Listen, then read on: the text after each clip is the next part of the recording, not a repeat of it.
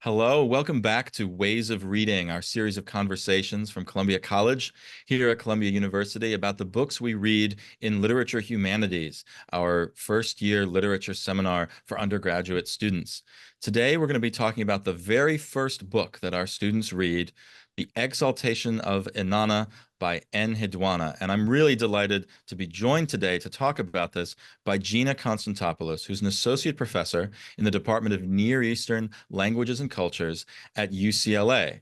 Dr. Konstantopoulos is the author most recently of The Divine Demonic Seven and the Place of Demons in Mesopotamia, and is also the co-editor with Sophus Hella, who's the translator of the text that we're reading, of an edited volume called The Shape of Stories, Narrative Structures in Cuneiform Literature. Dr. Konstantopoulos, thanks so much for taking some time to talk to us today. Thanks so much for having me. Well, here's where I always like to start. Do you remember the first time that you read the poetry of Enheduanna? This is actually a great question, and I was thinking about this. I think the first time I actually read Enheduanna was in translation, but in graduate school. One of the great things about Sophus's volume is it actually fills a niche which had been quite unfilled, where there were either very scholarly editions of Enheduanna or popular but not really Assyriological or Mhm. Assyriologically informed editions. And as a consequence, I think you can skip over encountering her unless you're really connected to Assyriology or ancient Near Eastern studies or Mesopotamian studies. So I went through Enheduanna actually in a graduate seminar um, in my early years of graduate school, and thus was encountering her very much in the context of already knowing quite a lot about Mesopotamia, Mesopotamian literature, Sumerian, etc. Yeah, this question of encountering ancient literatures in translation, but not necessarily in the context of a kind of field-specific framework or curriculum, is one we think about a lot in literature humanities, because of course we move through now 4,000 years of literature. By definition, no one who teaches this course is an expert on all of it. And also the course itself is kind of, it stands apart. It's not a part of a specialist curriculum. And yet we do our best to find ways for all of us to benefit from expert knowledge. So I think we'll try to talk more about sort of what an Assyriologist's perspective on this would be, but also what this sort of non-Assyriological reception has been like. But let's start here. I think there's two questions that I like to begin with talking to students about this text. One of them is, what are we reading? What kind of poetry do we imagine ourselves to be reading when we read the Exaltation of Inanna? And the second question is, who are we reading?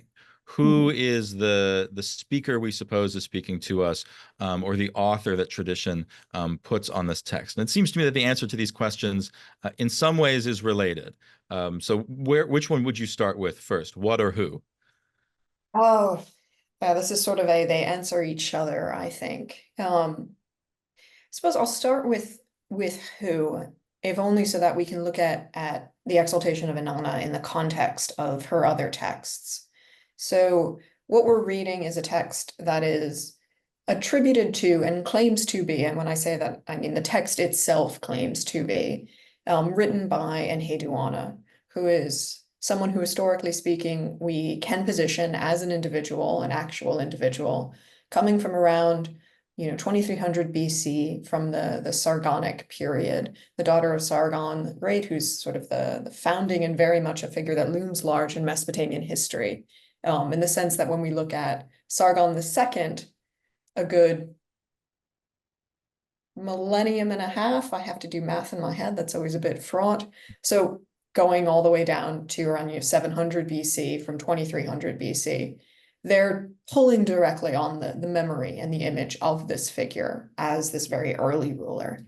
So someone who very much looms very present in Mesopotamians' own cultural memory. So we have Enheduanna, who is the high priestess of the moon god, and is a very powerful woman within her own historical consciousness. We have texts that are attributed to her in the sense of texts that mention her name. The most famous object is the Disc of Enheduanna, which you can find in the Penn Museum, the University of Pennsylvania Museum, as it was excavated by Orr in the 1920s. And the inscription on the back of this says Enheduanna, the Ziru of Nana, the spouse of Nana, the daughter of Sargon, king of the world. She erected this and named it such, and goes on from there. So we know she existed, but our copies of these texts are generally from the Old Babylonian period. So they're coming from around 1800 BC, a good, 500-600 years later. So there's a later circulation of them. But to not get too much into the weeds of that, which we can kind of get into later, when we're looking at the Exaltation of Inanna, which we also call Ninmeh Shara, just the opening line in Sumerian, it's one of three texts that we know, and when I say know, we have the texts themselves claiming authorship by Enheduanna. So the Exaltation of Inanna and Inin Shagura, the kind of great-hearted lady, are both centered on the goddess Inanna and really focus on Inanna's own kind of struggles and triumphs, but also her own kind of terrifying might. The third of these texts is very different. It's called the Temple Hymns. It's by far the largest. And it's sort of a series of, I just want to say, small little stories exalting individual temples around the entirety of Mesopotamia that are then kind of compiled together at the very end by Enheduanna. So we have two texts that are somewhat similar, the Exaltation and the Great-Hearted Lady, Ninmeh Shara and in Shagura, and then a very different text, I would say. There's occasionally a discussion in Assyriology of attributing another text, Inanna and Abik, to Enheduanna because of similarities in composition and style. This doesn't have a direct claim of authorship within it, but it is also a very kind of Inanna goes and literally fights a mountain because it won't bow down to her. And because it's Inanna, Inanna wins, of course. She defeats Mount Abik. So it does fall in line with texts that really describe the glory of Inanna, but that's a text I won't get into too much since it's a little bit ancillary in terms of if we're looking at Enheduanna. So to make sure I've understood this, you referred a moment ago to the distance in time between when Enheduanna lived and the earliest manuscripts of this poetry that's attributed to her. And this is a problem we have often with ancient literature. We're in a similar situation with the Hebrew Bible, right? Where the earliest manuscripts in Hebrew are several centuries at least after when we think these texts are coming together, coming into circulation. We won't even get into the situation with Homer, but but I think the crucial point here that you're making is that we have here transmitted poetry attributed to someone called Enheduanna, and we have historical artifacts and other inscriptions that tell us who this person is, that this is a real historical personage living at the time of Sargon. We know she was a priestess. We have seals as well attributed to people in her household. Is that right? Yes, we have a few seals attributed to her, well, to her kind of individuals or individuals who would have been part of her retinue, essentially. And so one that is a supervisor of her estate or holdings. And, these seals are interesting because they, A, speak to her standing, that someone is identifying themselves as part of her household on what is a very highly personalized object, a cylinder seal. But also they describe her very specifically as the daughter of Sargon on these seals as well, which makes sense because that is another one of her grand attributes, that she is the daughter of the ruler. Okay. So So this we is have a lot of information that backs up that she existed. This is not in debate. So this is when people will say things like she's the world's oldest author or something like that. What we're talking about here is both the oldness of the texts attributed to her and the fact that we can place that author's name in time and space historically. Exactly. Yeah. That we have this claim of really I and Enheduanna did these things, and these things are the composition of these different texts, is something we see directly in the texts themselves. This first person claim of named authorship is as early as we get with Enheduanna. The point I would make very briefly is that this discussion of whether the texts that we have coming from this later period were in fact composed by the historical Enheduanna, and that's something to get into maybe a bit later. I would point out that this is not necessarily an incredibly unique situation because of the nature of ancient literature and ancient texts in Mesopotamia. The overwhelming body of our Sumerian literary texts come from the Old Babylonian period, for a kind of kaleidoscope of reasons that come down to the archaeology, that come down to the fact that a lot of, literary production in Sumerian is happening in this period. And we do know that some of these texts, almost certainly had late third millennium, Ur-3, or even earlier exemplars. Right. The landscape of what we have recovered from that period is much, much just more difficult to work with. So just because something is only found in the Old Babylonian period does not by any means mean that it did not exist earlier, but also we may not, as we often are in this situation, have evidence for it from this earlier period. This is It's why we're always so careful to say like earliest surviving copy. exactly. Right. Okay. So that's the who. And let's talk a little bit about the what. The translation that we're using titles the text the Exaltation of Inanna. And the text, has to me the feel of a hymn, a particular kind of religious poetry. Can you shed a little more light on, I don't know if genre is the appropriate word, but maybe just kind of type of poetry or literature that we're looking at? Yeah, so the Exaltation of Inanna, as I said, goes by a number of different names. Also, Ninmay Shara, literally the Lady of All May, which is this kind of complicated idea in Mesopotamia of kind of a divine power, but also an essential aspect of being.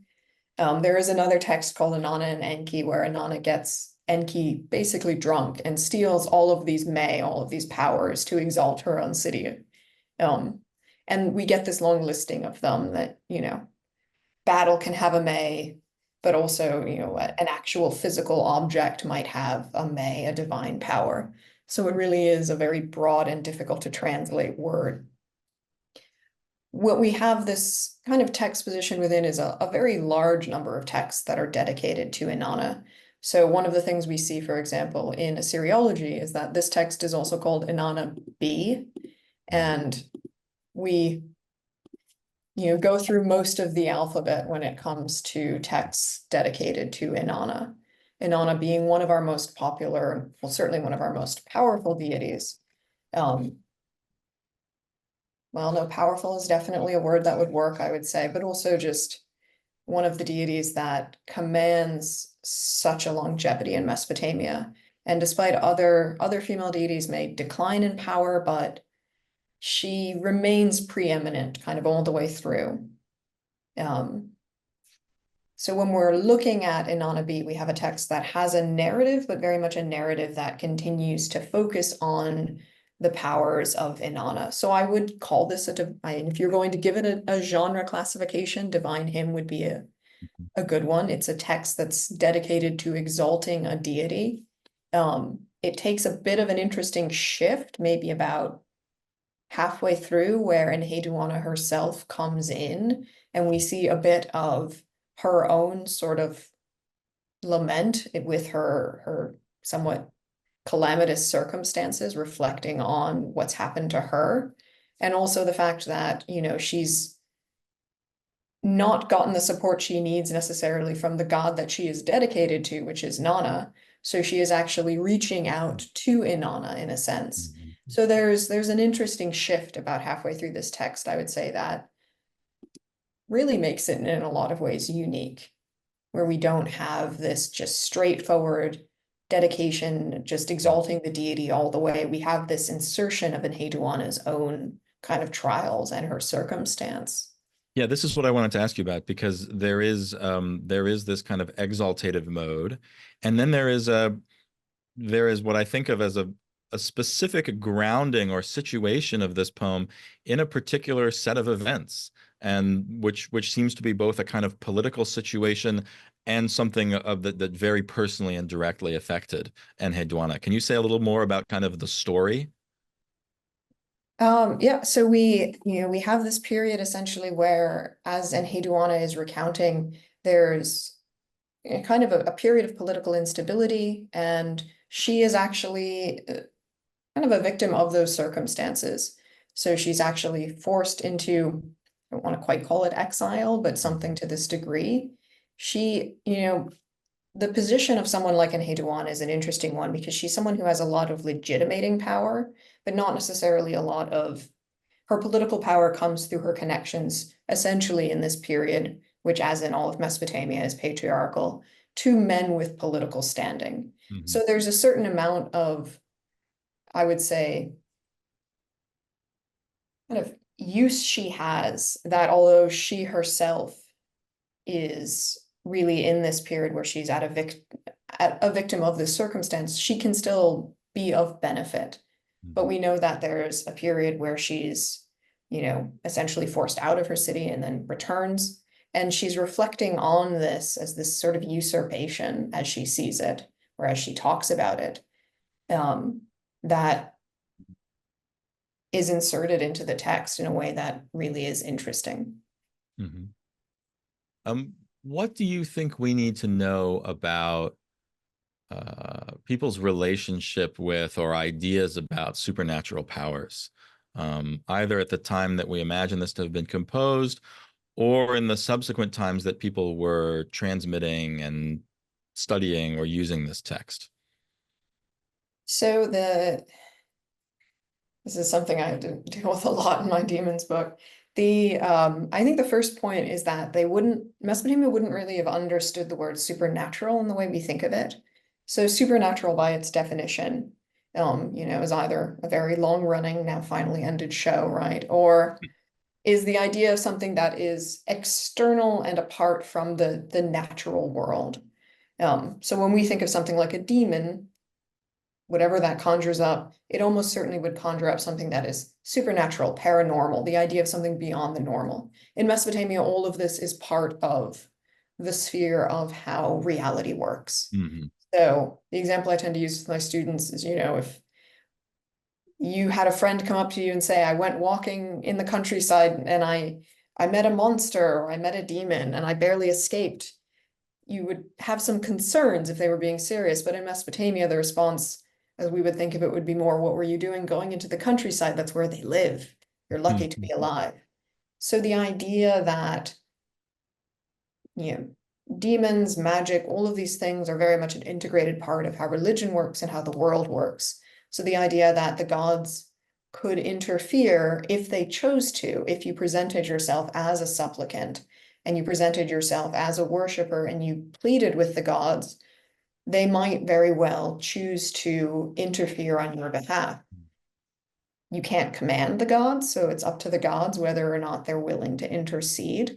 Mm-hmm. But the acceptance and integration of what we would otherwise call supernatural from our kind of modern perspective into this is just how the world works is very much a part of Mesopotamia.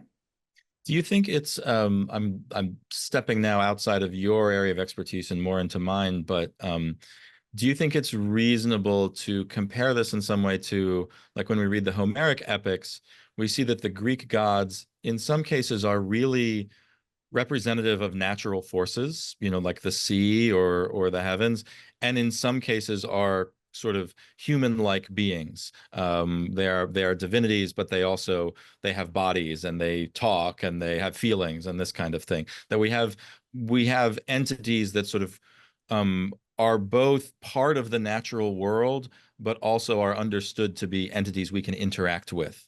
Does that make sense? Yeah. So I would say to a degree, we certainly, we see the gods embody certain forces. We have, a god of the storm, god Mhm. Ishkor. We also see that the gods have celestial, they have representations in the stars that are as much themselves as their anthropomorphic or theriomorphic representations. So there are certainly gods have domains over things. We have a birth goddess, for example, or not Enheduanna, Inanna's domain is essentially war and sex, Mhm. very much killing people in the physical act in both cases. She's not about the birthing that might result from Mhm. that. So there's certainly that aspect. I would say that one of the big differences we have between maybe how the gods work in, Greek literature and Greek epics as opposed to what's happening in Mesopotamia is although we will see interaction with the divine, this famously, of course, happens in Gilgamesh, Ishtar comes down and presents herself as a spouse to Gilgamesh, and when she's rebuffed, she's not happy about it. But there isn't that same degree, you're not getting the gods like they fight on the battlefield of, they come down and they fight on the battlefield of Troy sometimes, and sometimes they get beat up by humans having a very good day in that particular part of the epic. That's not happening as much. We do have some beings that are semi-divine. Gilgamesh has a very weird percentage of divinity that the math is odd on. But we don't have, the rampant impregnations of Zeus with everything that moves. So there's a little less of an interaction between the mortal and the divine in Mesopotamia, to sometimes a lot less. The gods are having adventures, but they're generally having adventures, on their own terms. There isn't as much of this kind of bridging between where the gods leach into human affairs, I would say. This is really helpful. Thank you. So I think I'm feeling a little more oriented now in terms of like, what do we mean when we talk about gods and goddesses in this context? And I want to try to draw out some threads of our conversation thus far in terms of what might first-time readers be looking for in the text. And so one thing where I think that we can see in the Exaltation is Enheduanna's voice, the first person, the representation of her identity and her experiences, and what it is that she needs or wants from the gods. And another thing we might look for in the kind of the texture of the poetry is simply how you use poetry to talk about or talk to gods, beings which are famously hard to talk about or articulate. Is there anything else you think we're looking for when we sort of read this as literature? No, I mean, I think that we certainly do have, we have this exaltation of the deity. We still do have, I would say, narratives within these texts, even though so much of the exaltation of Inanna, up until Enheduanna's own kind of plea to the deity, does feel like we're just talking about how awesome Inanna is. We're still really highlighting some of these more narrative qualities of her that will come up in other texts.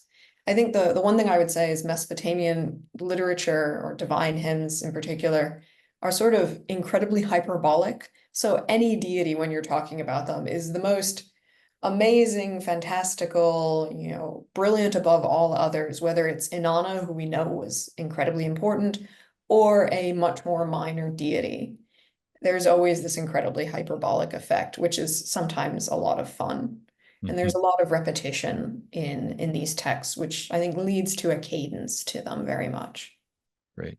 So I want to turn now to a set of questions that I think can help us understand how we might think about this particular piece of literature in the context of a course like ours, which is a course that is very much, in part, it is a sort of about the history of literature.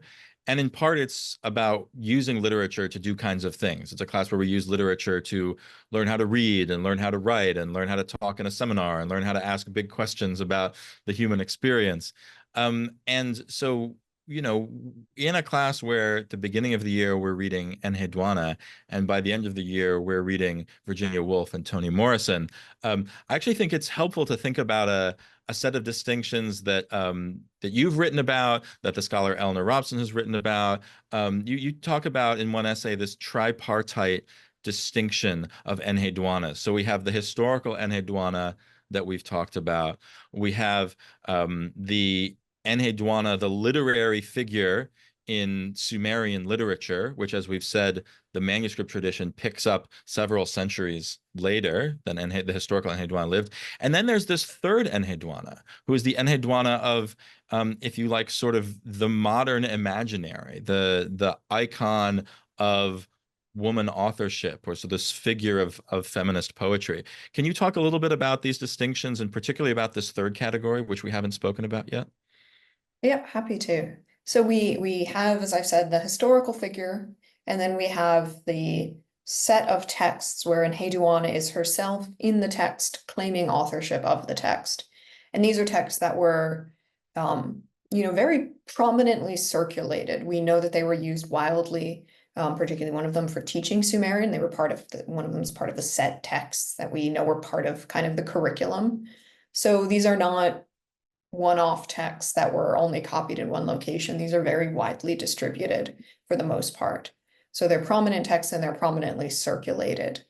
What we then see, again, as I've said at the start, that we have, Enheduanna and her text is something that really only becomes more of a Assyriological interest once these texts are then, well, once Sumerian and cuneiform literature can be translated, which happens a bit more recently than in fields like classics. So there's more of a forgetting of Mesopotamia, I would say, where Mesopotamia, unlike Egypt, unlike kind of the Greco-Roman world writ large, if I can use that somewhat ahistorical term, I know, gets remembered through classical sources like Herodotus, who doesn't portray it that accurately, and biblical texts. But until we start having these excavations, much later in the Victorian period, really, and then when we start actually uncovering texts and translating, deciphering cuneiform, deciphering Akkadian, and then deciphering Sumerian, we're then suddenly being able to engage with material in and on its own merits.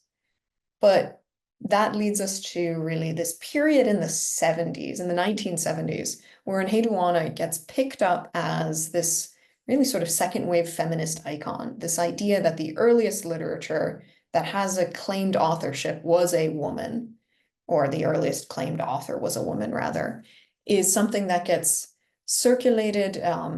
Initially, I had sort of the claim to this is an article by an individual called Vigle, who kind of presents Enheduanna as, very much this idea of almost a verbal line of transmission, an oral history, something that's working kind of against and underneath what's seen as this kind of patriarchal imposition of textual flow and text being transmitted that way, which is kind of ironic when you consider everything we know about Enheduanna comes from a textual record, essentially.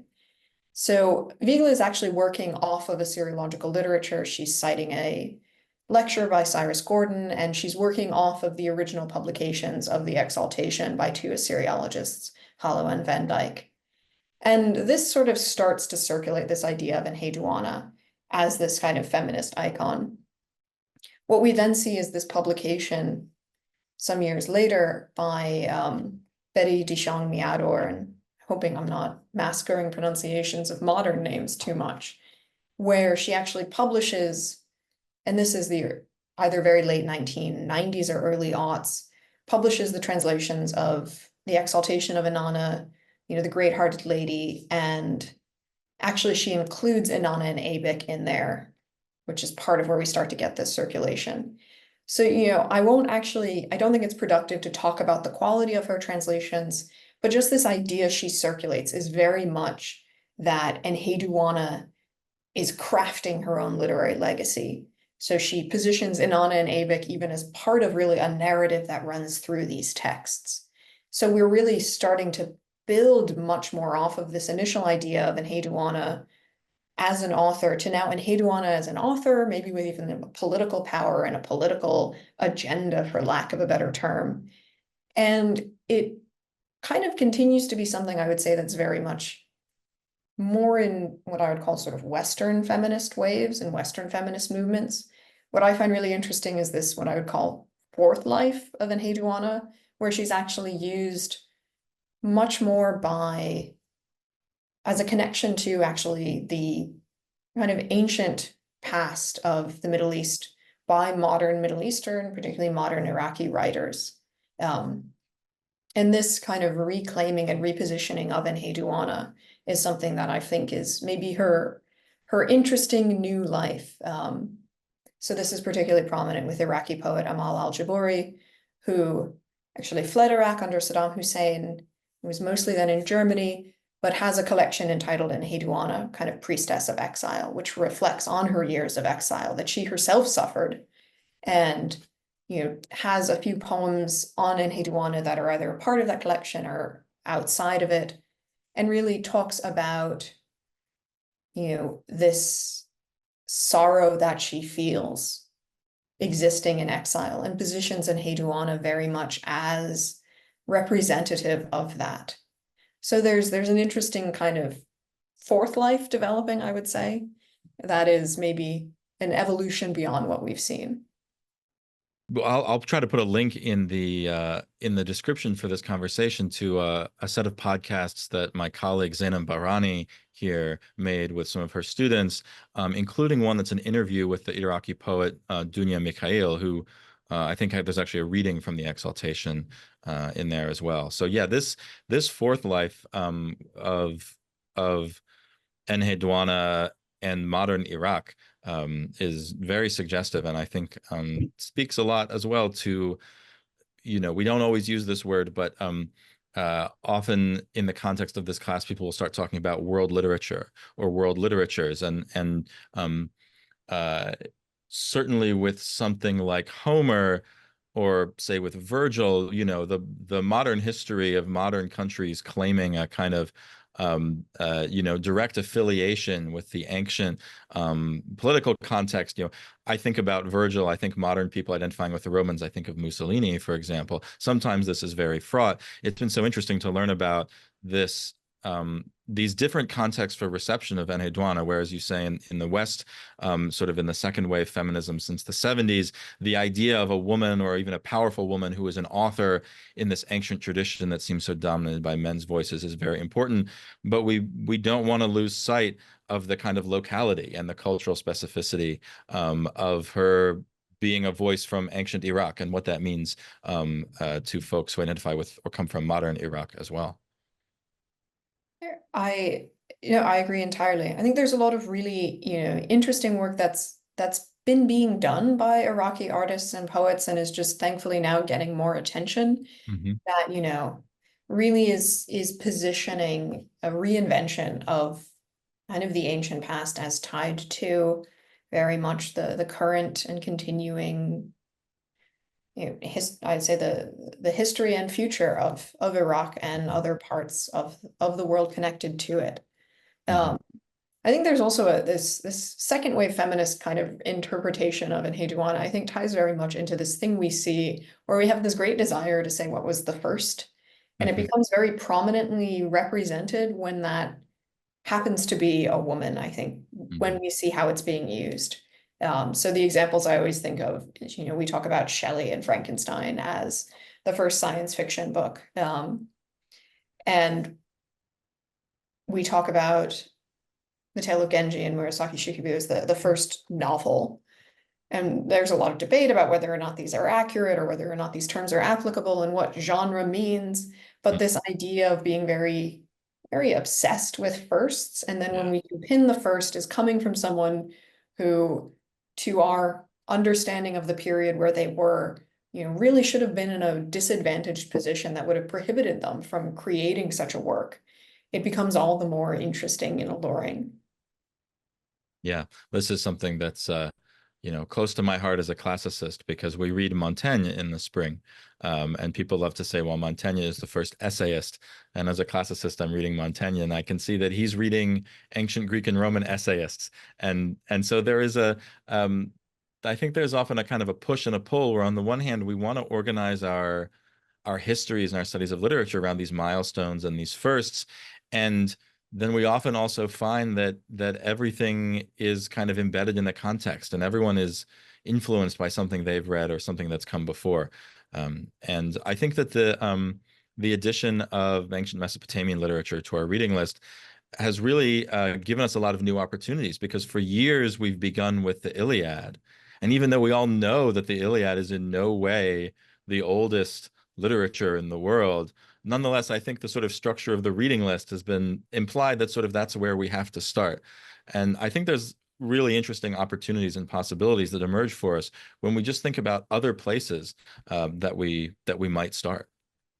Yeah, so much of early Assyriology was tied to both biblical studies and classics as much older disciplines, that also already had their own kind of, I would say, embedded importance within, for lack of a better term, Western canon. Right. And, early Assyriology was very much used to prove the Bible right, prove the historicity of the Bible. My favorite example on this is there's an entire run of cuneiform tablets in the British Museum that goes by the siglum DT, because the Daily Telegraph founded or funded those excavations. And this is what happened, like, for example, when the flood narrative was recovered in cuneiform, and suddenly there was this idea that we need to get a lot more cuneiform because it might shed more light on other things in the Hebrew Bible. Exactly. So there's still, a lot of discussion by classicists who are Johannes Halvold is, of course, who I'm thinking about here, but its work has been done by other people who are looking at how Mesopotamian literature not only connects but could have influenced, Yeah, some of these Greek epics, particularly the Homeric epics, comparisons with what's going on with Gilgamesh and so on. right. And the fun ones to me are always Lugalbanda compared to Odysseus. Oh, This great. idea of sort of a nostoi, like Huh? this narrative that we also have in Lugalbanda where he gets lost in the wilderness, a little, Yeah, less sea adventures. We don't tend to do that as much. right. But these parallels, I think, are really interesting, and they become much more interesting to me when we move away from these very early roots of sort of, well, what can this field that is newer but has such an enormous, just staggering quantity of material. Yeah. Write on clay. It's a great life hack for having your stuff hang around forever. Oh, Yeah, and conversely, don't write on paper is one of the lessons we learned from ancient Greek literature. But yeah, I think like one of the things I'm very excited about is students always respond with a great deal of interest to the powerful relationship between Achilles and Patroclus, and Achilles's powerful and kind of overwhelming experience when Patroclus dies. And I'm really excited to see what happens when we come to that, having already encountered the relationship between Gilgamesh and Enkidu, and how Gilgamesh responds to the death of Enkidu. Sorry for the spoilers that these characters are going to die to our first time readers. But whether we think of these things as being part of a direct chain of influence, or whether we think of them as texts that are all reflecting on sort of shared parts of the human experience, I think this class gives us this opportunity to sort of find connections and ask questions between these traditions. there's something so interesting when you get to compare those two these kind of close exclusionary relationships you have between Achilles and Patroclus and then Gilgamesh and Enkidu. And then the different ways the texts deal with the surviving member of that pair and how they either, react as Achilles does, and we have this, climactic battle and so on, as opposed to what we have in Gilgamesh, this intense mourning that then the entire latter half of the epic just becomes his fear of mortality and his Yeah. sorrow, his inability to sort of escape his own grief. And it becomes this deeply almost meditative, for lack of a better Mhm. term, text that is so at odds with otherwise what was kind of a hero adventure story. Mhm. And so we have these similarities and then these parts where they completely veer off in different directions. And it's one of the things that I think is really interesting to do at all, but particularly in a class like you have. Well, I'm so excited for our students to encounter these texts for the first time and in our classrooms and together. And I'm so grateful to you, Dr. Konstantopoulos, for taking some time to talk to us today. I'm so grateful that we could benefit from your expertise and your insight.